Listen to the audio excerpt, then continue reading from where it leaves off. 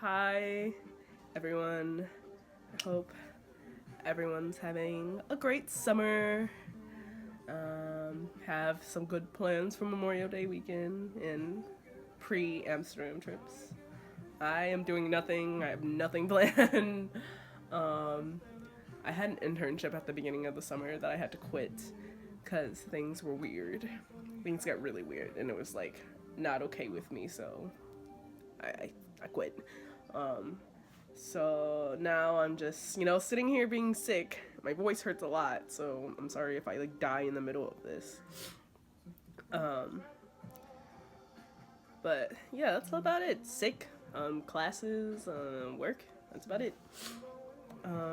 As far as this year, reading in like Amsterdam has gone. I watched a lot of the videos during the school this past semester, like in April, and I will need to rewatch them because I watched them so long ago. But I watched those, and this past week I've been reading Murder in Amsterdam. I'm about a quarter of the way through it. Not a quarter, but three quarters um, through it. Only about 40 pages left. I'm really excited to finish it because I just need I need to come together at this point because I'm not confused, but it needs some type of wrap up here soon. I really like it thus far, though. It's something that I hadn't really thought about or considered on a world spectrum. Well, I have, but not in Amsterdam, especially since they have this very I'm open-minded, tolerant of everything thing going for them, which I is like the premise pretty much how this environment was cultivated and pretty much ignored in Amsterdam, based on them being like, we are we are above intolerance and ignorance, and how that was like a breeding ground for Islamophobia, and how that contributed to the deaths of Theo Van Gogh and Prim Fort Fortune, yeah. So quotes from this just thus far that have got me thinking about things. Page uh 50 51. It's in reference to again how the social order has been disrupted by the incoming of Muslim immigrants, and it's top of the page. Without ideology and with nothing but jobs for the boys at stake, party politics was losing its raison d'etre and reason to be, and trust in the old democratic order could no longer be taken for granted. Multiculturalism was the orthodoxy of the purple governments. To question this orthodoxy was, or to worry about the social consequences of such swift changes in the urban landscape was to risk being called racist. So, one, a fear of being related to the Nazis, which I think is something that has very much hangs over Europe and Germany, especially, and it has in this case been used as an excuse to ignore the emerging subcultures in Amsterdam and in the dish cities that were created with the influx of all these of Muslim immigrants. But when people think they are at risk of losing their traditions, or the government is no longer standing by them, which may be relatable here and some of the recent actions that have happened here, people tend to fold into themselves and they ardently push back with their like traditional values, which was seen here and done proactively by Theo Van Gogh and Hirsi Ayan Hirsi Siri something, I don't know, and Prim Fortune. So another quote on page 69 that I thought that struck me. Fortunes venom is drawn more from the fact that he and millions of others, not just in the Netherlands but all over Europe, had painfully wrested themselves free from the strictures of their own religions. And here were the newcomers injecting society with religion once again. The fact that many Europeans, including Fortune, were less liberated from religious yearnings than they might have imagined had made the confrontation with Islam all the more painful. So, pretty much a polar binary between thinking, one, that you're better than religious structures. The separation of church and state seemingly brought a structure to the society that allowed them to be tolerant and open-minded, but the author does a really good job of portraying how that is actually not true, and especially in soccer, which is also a very thought-provoking subject, soccer culture in Europe, and how that ignites very similar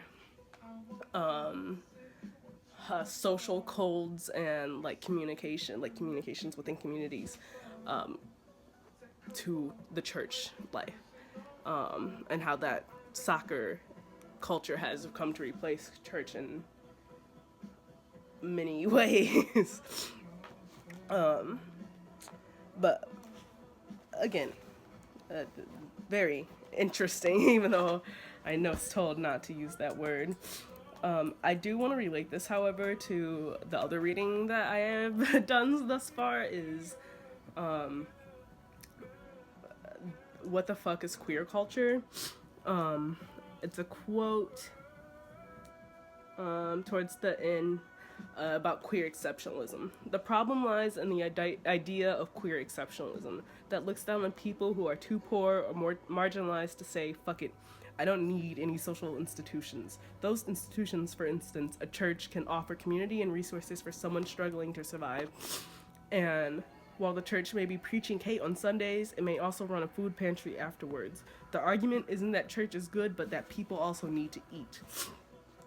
So this environment was definitely cultivated, one, by by this one white privilege. I'll say that. I feel like this book does not go into deep enough white guilt or colonial the leftovers of colonialism, pretty much. I feel like Amsterdam has a way of, one, apologizing itself for that. There is a Dutch history of colonization, and that is why people from Suriname and Morocco are going back to these countries, but that was kind of skipped over. But again, when these people are coming back to these countries that they know more about than their homelands because of Dutch colonization, they're being looked down upon and excluded from social codes and relationships because they're looked down upon for that. That wasn't very in-depth, but yeah, deep, but I'm sorry. This article, again, this What the Fuck is Queer Culture, queer theory, also reminded me of an article I read from my political philosophy class. It was by Catherine McKinnon. She's a political feminist, a philosopher.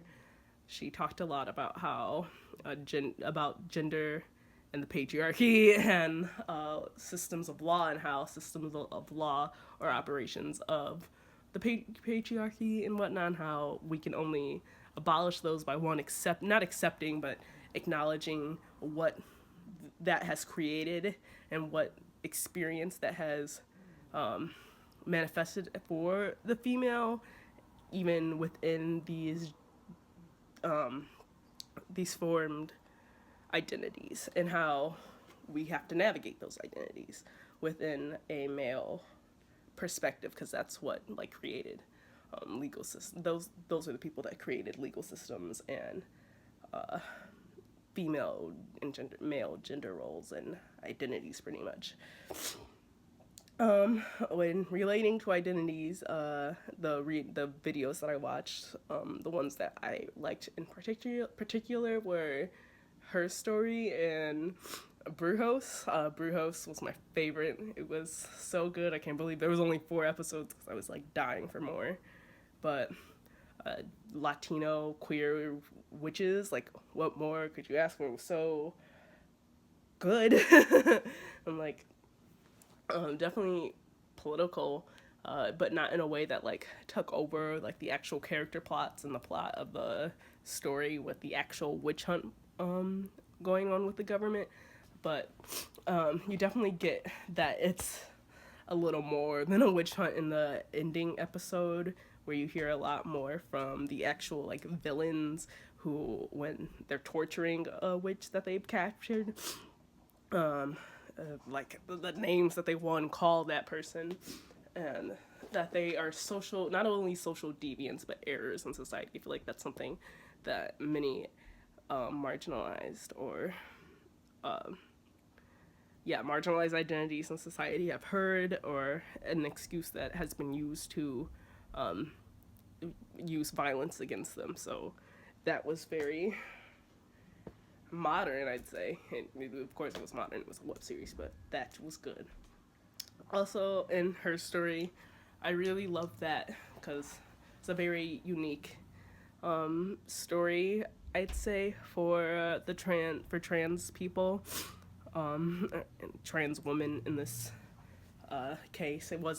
Just a it wasn't like the story that I usually see of trans women transitioning or trying to figure out how to transition, but definitely still definitely still a question of who, how, and why your identity is the way it is, or how you identify the way you do, and the problems with that, and also the issues, the confrontation between identities within the actual LGBT community, like bisexual and trans identities are very contested identities within the queer community. Even though the queer community is like proclaiming that we're the deviants, the free people, that we abolish structures, systematic structures of identity. It is again saying that bisexuals or trans people have to fit. Like when you're trans, when I feel like there's a big